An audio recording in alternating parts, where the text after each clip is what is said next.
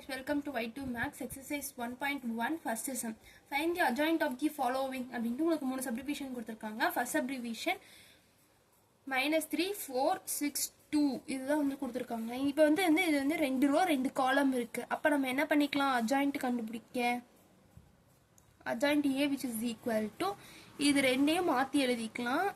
இது ரெண்டுக்கும் சிம்பல் மாத்தணும். அவ்வளவுதான் இதோட adjoint A.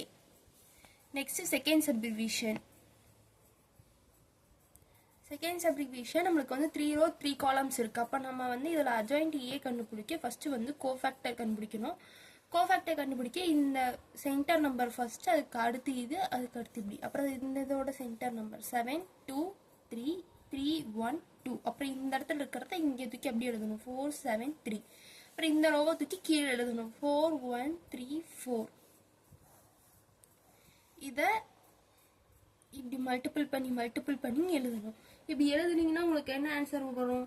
8 - 7 3 - 6 21 - 12 7 - 6 4 - 3 9 - 14 3 - 4 3 - 2 8 - 9.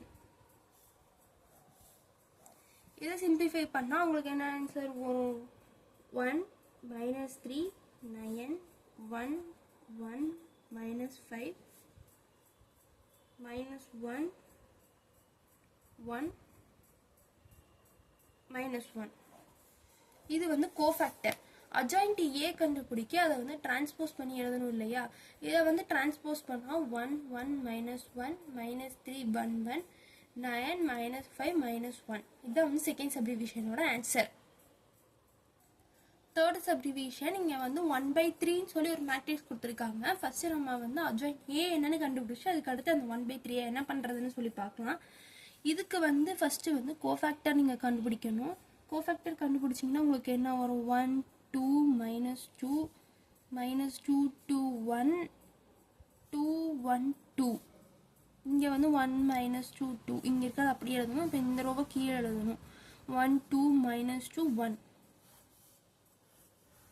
இதே மாதிரி கிராஸ் மல்டிபிள் பண்ணி எழுதுனீங்கன்னா உங்களுக்கு 2 + 4 2 + 4 4 - 1 -2 -4 4 - 1 2 + 4 4 - 1 -2 -4 2 + 4. இதோட ஆன்சர் உங்களுக்கு என்ன வரும்? 6 6 3 -6 3 6 3 -6 6. இப்படிதான் வந்து உங்களுக்கு வந்து கோஃபேக்டர் வரும்.